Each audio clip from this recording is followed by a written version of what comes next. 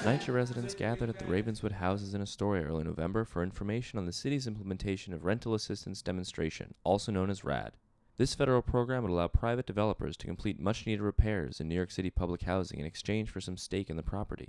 The meeting was held by the Justice for All Coalition, a group of activists, residents, and legal experts who warned public housing tenants of the dangers of RAD. They worry the program can be used to privatize NYCHA. Sylvia White works at Justice for All, informing local communities about RAD, and she is a NYCHA resident herself. From her apartment in the Astoria houses, she spoke to the details of the meeting. It was giving them information about what RAD is, that you'd really have to check into how you want to approach RAD. If they come to you and ask you questions about signing these contracts, are you giving them an end to your projects or your development to privatize it? Justice for All has turned their attention to HP Action, a legal tactic allowing residents to sue NYCHA for repair work. Is to get a group of people together to actually get these repairs done faster or get these people's rent reduced.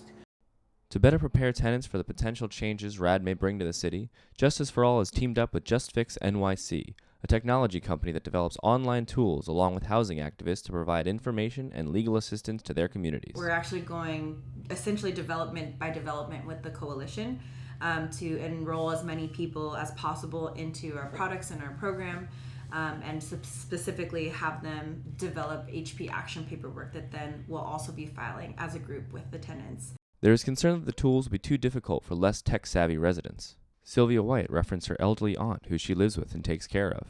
She doesn't use a computer. She doesn't know how to get on the internet and make a complaint or ask for help. But JustFix has targeted those individuals in the community through their outreach work. We typically have a couple people in the room. It's helpful for us just so that one person can support the tenant to use the tool.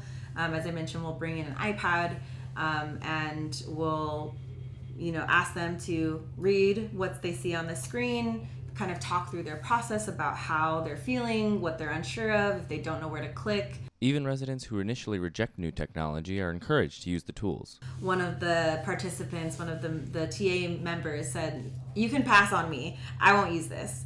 And I said, okay, I decided that I think it's important for us to just meet people where they're at. And if this is not where you're at and you've determined already for whatever you've decided, we have to trust that expertise.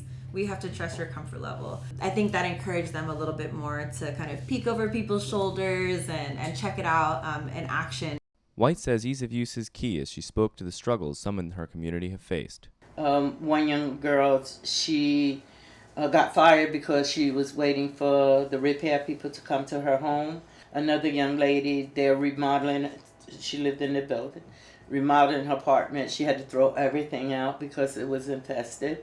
And so I told her where she could go to get some food and clothing and stuff. And she called me and thanked me this morning that she was able to go there and get her needs met.